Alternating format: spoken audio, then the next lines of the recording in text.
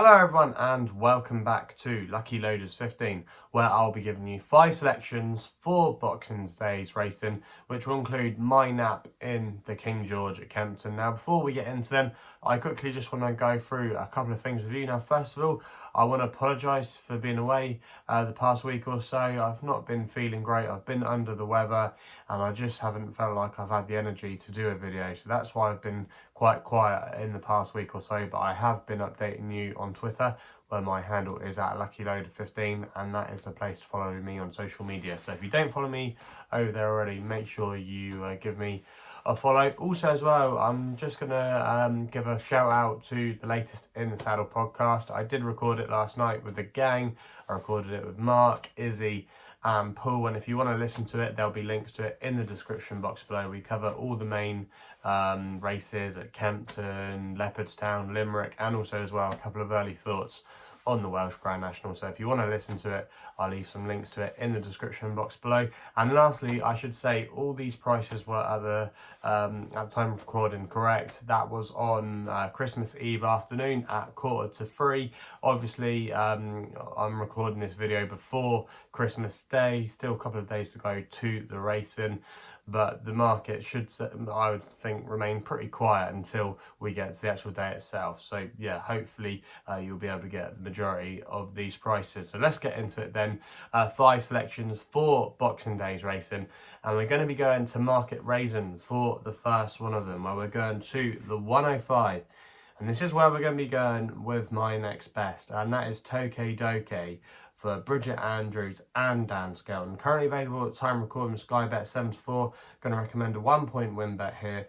Now this horse bumped into an Smart Improver last time out when he finished second at work, behind a horse called Brave Senska, who went on to win a decent pot at Ascot last week. You might remember, you saw him there in the novice handicap chase. He was a good winner that day, and that looked like a smart bit of form, finishing second behind him. The time before that, Tokay Dokey actually finished 9th in a race at Chepstow that's worked out very well. I've banged on about that piece of form a few times over the last month or so, so that was definitely a warm race. And this race on Boxing Day at Market Rasen, it doesn't look a particularly strong affair. You've only got 5 runners. It's a class 4 handicap against a few exposed types, and Tokay Dokey, he does have to carry top weight, but I think he's better than his mark of 120. He was actually sent off favourite in that race at work last time out, so I think connections obviously think quite highly of him. And also as well, coming to this course is going to be a positive as well. He's won over here before, so that shouldn't be a problem. I just thought 7-4, I thought he had an obvious chance, and I'm hoping he can get us off to a good start on Boxing Day. So that's Tokay Dokey, my next best of the day in the 105 at Market Rasen. We go to Fontwell for the 142 with an extra selection with a horse called Flaminger for Jamie Moore and Gary Moore, currently available at 9-2 across the board with most firms. Going to recommend a 1-point win bet here. Now this horse Flaminger loves it round Fontwell. He's won it quite a few times, including this race when he won over this course and distance back in 2019. He actually won that race that day off a mark of 114, and that was when he was a 4-year-old. He was progressing very well over fences. Last season, after he won this course on his seasonal reappearance, he kind of lost his way, but I just think he was too high in the weights, and he's now down to a mark of 106, which is his lowest mark for a couple of years. I just think he needed his reappearance run, which actually came at this course a few weeks ago. He just blew up, but he did travel quite well for a long way, but he just got tired. I think the drop back in trip should suit. This looks an easier race to me, even though there are a few pace angles. Flaminger, he won't be far off the pace. The cheek pieces are going on as well, which I think is fairly interesting. Try and wake him up a little bit. I just think he's now down to a really low mark. The Moore team obviously will target this meet, and they have plenty of winners at Fontwell across the year, but they always seem to do quite well at Boxing Day. If I remember, I've backed a couple of their horses over the last few years and a few mock pools and had some good results. So I think Flaminger a 9-2. I think he's a bit of a big price there in the context of this race. Okay, you've got a couple of last time out winners, but I thought Ollie Murphy's horse may find this trip to be on the sharp side. You've also as well got the horse that won at Uttoxeter over hurdles last time out. I'm not sure if he's going to be able to revert that form going over fences. I just thought Flaminger for me, I thought he was quite a solid option, and if he strips fitter for his seasonal bow, I think he could go fairly close in that race. So I'd be disappointed if he couldn't go well in the 142 at Fontwell. We then go to the long shot of the day, which runs in the 145 at Leopardstown, my only selection over the Irish Sea. It is a competitive handicap, but I thought Mare Quimby here was interesting for Sean Flanagan and Noel Mead. Currently available at 14 to 1 with SkyBet, who are offering 7 places on this race.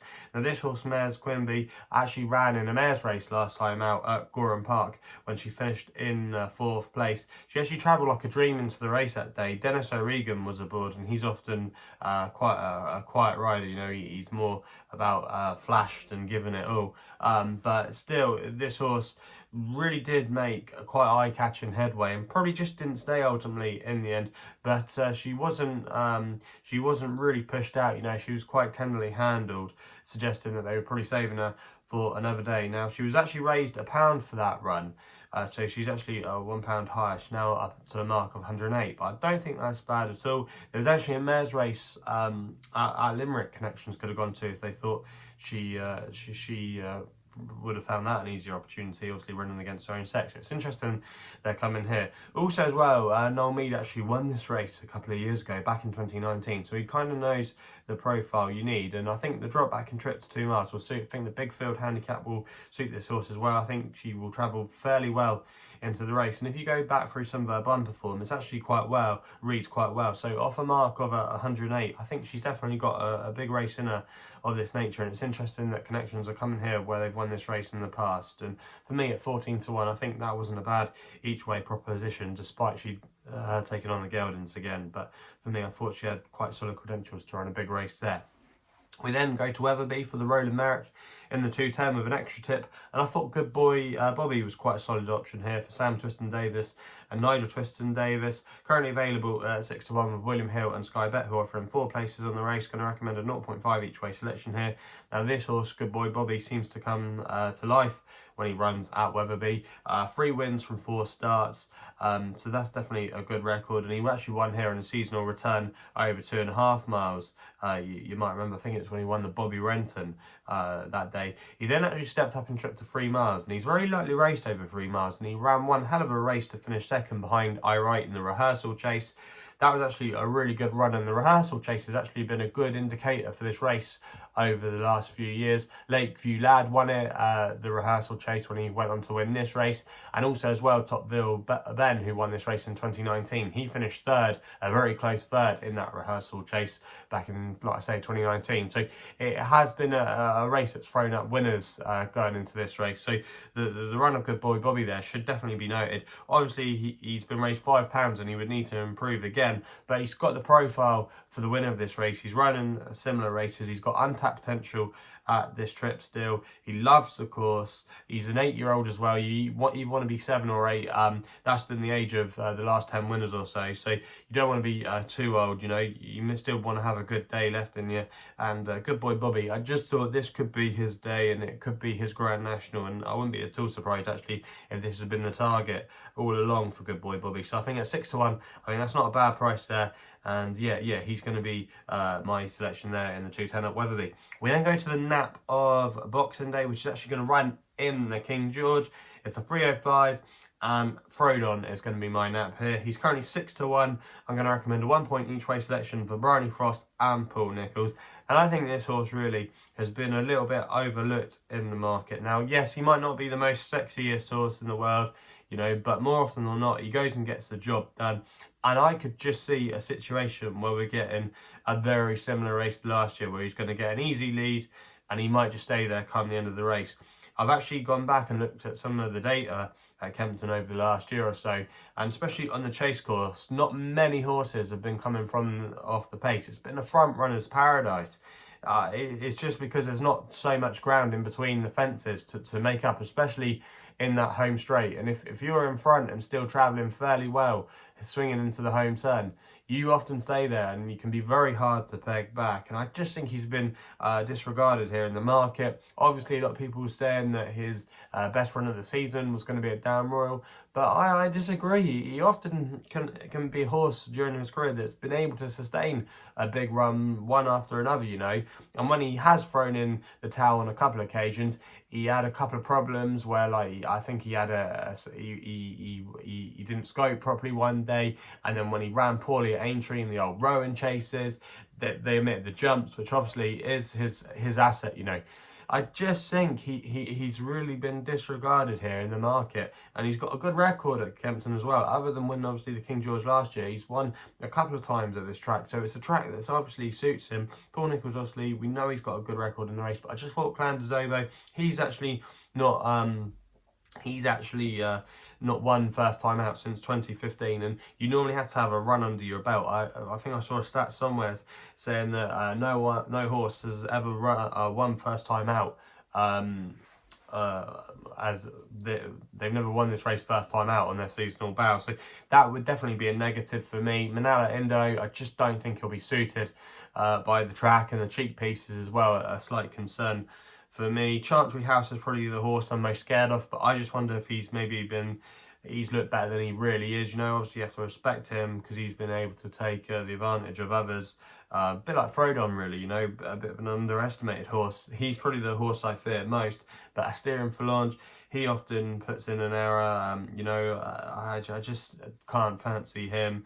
And there's a few others as well. Lost in Translation, I don't think he'll stay. I think he's actually better over 2.5 miles myself. I just thought there was quite a few question marks about some of the others in there. And Frodon's such a solid option.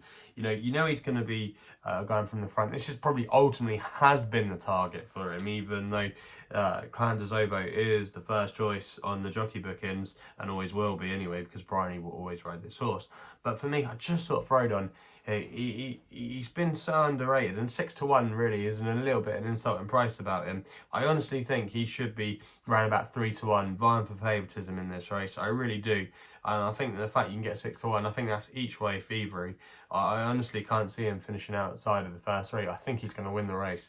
I just think he'll get an easy time of things up on the front end, even though a few people say, oh, well, this might take him on. I just don't think they will. I just don't want to think they'll blow their chance. But I say, if you go from the front at Kempton, you normally stay there come the end if your jumping holds the test. And we know that Frodon, his jumping is his main asset. And if he does what he normally does, he should be bang there right at the end. And 6-1, like I say, I just think it's an insult. So that's why he's going to be my nap of the day on Boxing Day. So there are the selections then for tomorrow's racing. Let me know in the comments box below what you think is going to run well on Boxing Day. Let me know your selections. Let me know what you think is going to win the King George as well. I'd like to know your thoughts and opinions. Also as well, before I sign off, please remember to subscribe here to my YouTube channel at LuckyLoaders15. Hit that thumbs up as well. If you want to follow me on social media, Twitter is the place to do so, where my handle is at LuckyLoader15. And if you want to find out a little bit more about myself, my website is www.chrisloaderracing.co.uk. So please gamble responsibly. Hopefully we can have some winners for you on Boxing Day. Merry Christmas everyone, and we'll be seeing you again soon.